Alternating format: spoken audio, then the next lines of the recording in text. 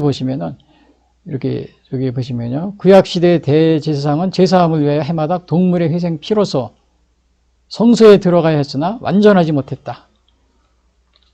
근데 유대인들이 이제 이렇게 이제 자기들이 다시 떠나가는 겁니다. 기독교련에서 자기 구약 이제 유대교로 가는 거예요. 그럼 가면 동물의 희생 제사를 드려야 되잖아요. 그러니까 이제 여기서 이 저자가 히브리서 저자는 미명입니다. 누군지 잘 몰라요. 그러나 여기서 이렇게 얘기하고 있어요. 구약시대 대제사장은 제사함을 위해 해마다 동물의 희생 피로서 성소에 들어가야 했으나 완전하지 못했다.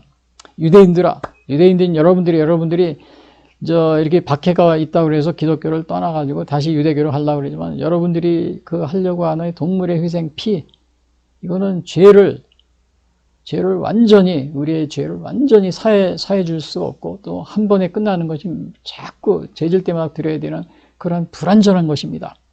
그런 걸 얘기해 주는 거예요. 그래서 23절 여기 보시면은 이렇게 얘기하죠. 그러므로 하늘에 있는 것들의 모형은 그랬어요. 하늘에 있는 것들의 모형. 그러니까 이것은 뭘 의미하냐면은 그 모세가 출애굽할 때 시내산에서 성막을 이렇게 계시를 받아가지고 지었잖아요. 그 성막에서 동물의 희생 제사도 드리고 제사도 지내고 막 그런 거죠. 그것을 말합니다. 그것이 모형이라는 겁니다. 하늘의 성전의 성소의 모형. 그 모세가 만든 그 성막이에요, 그거요. 그래서 여기서 그 NIV 성경에서는 copies of the heavenly things라고 해서 카피라는 복사라고 그러죠, 복사. 복사는 원본이 아니잖아요. 그러니까 땅에 있는 이 성막은 복사본이라는 겁니다. 하늘에 있는 것의 복사본이니 이런 것이에요. 하늘에 있는 복사본으로서 그것으로 정결해 갈 필요가 있었으나, 그러니까 이 성막에서는 어떻게 했었어요? 매년 이렇게 동물의 회생 제사를 드려야 되는데 한 번으로 드리는 것이 아니고 또 드리고 계속 드리는 겁니다. 그래서 이 구약에 보면 왜 이렇게 동물의 피해 제사를 드려야 되냐면 히브리서 9장 레위기도 나와 있어요. 여기 보시면은 여기 레위기 17장 11절에 이런 말이 있어요. 육체의 생명은 피에 있음이라 내가 이 피를 너희에게 주어 제단에 뿌려 너희의 생명을 위하여 속죄하게 하였나니 생명이 피에 있으므로 피가 죄를 속하느니라. 그러니까 레위기 17장 11절. 그러니까 피를 서 죄를 속하는 거예요. 그래서 동물의 희생 제사를 드리는 겁니다. 근데 왜 하나님께서 피를 드리겠느냐? 동물의 피. 죄를 속하는데 그냥 우리가 말로도만 용서해 주십시오 그러고 용서를 해주면 되는 거 아니냐? 우리는 그렇게 생각할 수도 있죠. 왜 꼭 동물의 희생 피를 드려야 되느냐? 여러분들이 그걸 질문하시면 저도 말할 수 없습니다. 그러니까 하나님이 정해주시는 법입니다. 그러니까 왜 그렇게 되는지 저도 몰라요. 근데 하나님은 이렇게 레위기 17장 11절에 그랬잖아요. 내가 이 피를 너희에게, 생명은 피에 있음이라 육체의 생명은 피를 너희에게 주어 제단에 뿌려 너희의 생명을 위하여 속죄하게 하였나니 생명의 피에 있으므로 피가 죄를 속하느니라. 이게 하나님의 법이에요. 피를 뿌려야 우리의 죄를 속해준다는. 그 다음에 히브리서 9장 22절. 율법을 따라 거의 모든 물건이 피로서 정결하게 되나니 피 흘림이 없은즉 사함이 없느니라.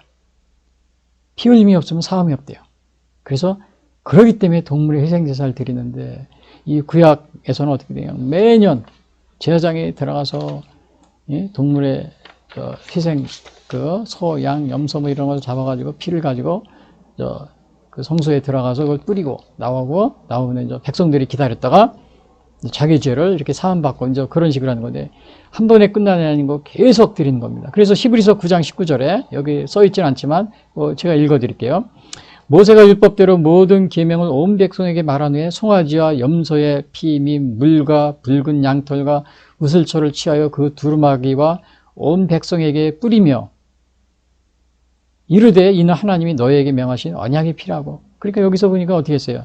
송아지와 염소의 피 및 물과 붉은 양털과 모세가요 우슬초를 취하여 그 두루마리 온 백성에 뿌린다고 그랬어요. 그 두루마리와 온 백성이. 그러니까 이렇게 피로서, 그러니까 구약 제사제도의 정결 예식이라고 합니다. 정결 예식이라고 그래요. 그런데 이것이 단점이 뭐가 있어요? 단점.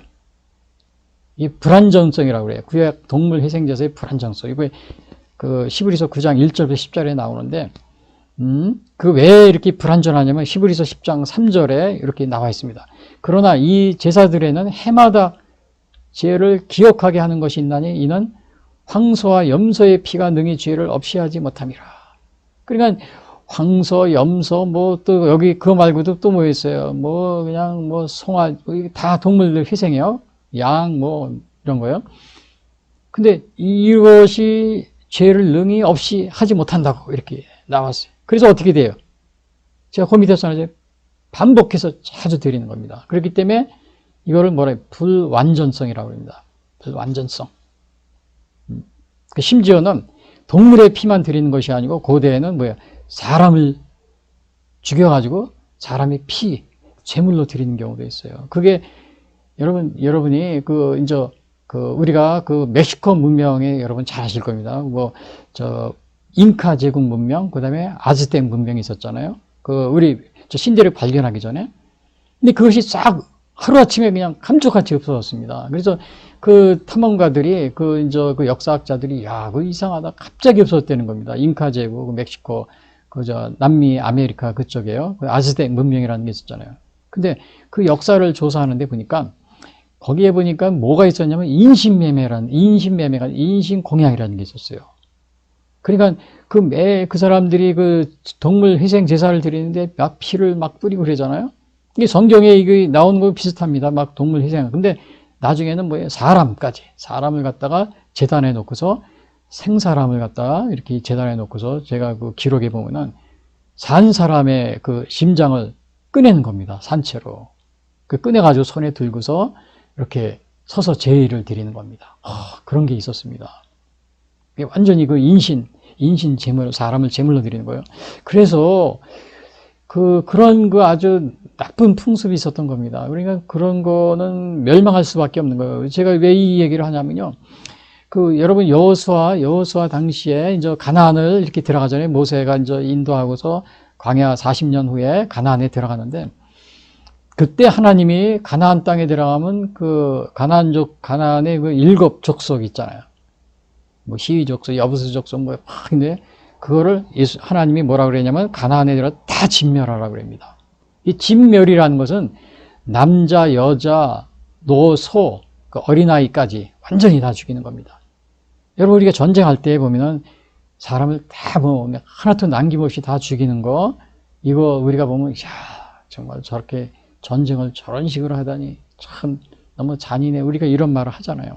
근데 여호수아가 가나안에 들어갈 때는 가나안에 있는 족속들, 가나안 민족들, 거기에는 진멸이라는 말을 씁니다. 진멸. 이거는 뭐냐면 남녀노소, 심지어는 가축까지도 다 완전히 죽이는. 그러나 이제 그 외에 다른 민족하고 전쟁할 때는 그렇게 다 죽이진 않아요. 남자만 죽인다든지 여자는 포로로 잡아오고, 그 다음에 뭐 가축이나 양 이런 거는 끌고 오고요. 근데 가나안 족속에서만 진멸이라는 말을 씁니다. 남녀노소 완전히 다 죽이는 거예요. 그냥 젊은 여자들 죽이고 어린아이 죽이고 얼마나 그게 무서운 전쟁입니까? 근데 하나님의 이유가 있었습니다. 그 이유는 뭐냐면 거기에 인신 제사 풍습이 있었던 겁니다. 가나안에. 그래서 하나님은 사람을 제물로 바치는 이런 인신 제사, 이런 회생 제사 이런 걸 굉장히 하나님은 금하고 있고 아주 그런 거를 굉장히 하나님이 미워하십니다. 그래서 저도 이 구약성서에 나온 거고, 저희 멕시코의 남미 탐험 이렇게 해서 역사학자들이 연구한 거 보니까, 과거에 잉카지 아즈텍 그런데 인신 제사가 있었습니다. 그래서 지금 감쪽같이 없었잖아요. 물론 역사학자들은 신문지 탐험하러 가지고 스페인이나 이런 식민지 제국주의라고 그래요. 식민제국주의자들이 그냥 비참하게 다 죽였다 이런 식으로 역사는 기록이 돼 있지만은, 그러나 그런 것도 있고, 그러나 나중에 보면은 그냥 그런 거 관계없이도 그냥 사멸한 경우, 이러한 경우가 역사 이제 기록에 이렇게 돼 있는데, 아무튼 이런 것들은 그곳에서도 바로 인신 제사 풍습이다. 이런 거가 있을 경우에는 하나님은 정말 성경에도 보면은 아주 엄하게 그냥 이렇게 하나님의 심판을 내리십니다. 그러니까 이게 동물의 희생제사 이것이 있는데, 이것이 결국은 뭐예요? 구약시대에는 여기 써있죠. 대제사장은 죄사함을 위하여 해마다 동물의 희생피로서 성소에 들어가 있으나 완전하지 못했다. 그러니까 저 히브리서 쓰면서 저자가 익명이지만요, 너희 유대인들은 아마 이건 로마에 있는 사람들일 겁니다. 그래서 너희들이 유대교로 가는데 너희들이 드리는 이제 가면은 해마다 동물의 희생피로서 이제 성소에 들어가가지고 그걸 제사를 이렇게 따로 희생 제사를 드리고 그렇게 하는데 해야 되지 않느냐. 근데 그런 것은 완전한 게 아니다. 물론 저 예루살렘 성소는 다 파괴되고 해외 이런데 성소는 없겠죠. 그러나 이제 아무튼 이제 그러한 또 전통이 있으니까 어디서든지 이제 그렇게 희생 제사를 드리려고 하겠죠. 그런데 이제 그것은 완전하지 못한 것이다. 여기서 이렇게 얘기를 해주고 있습니다.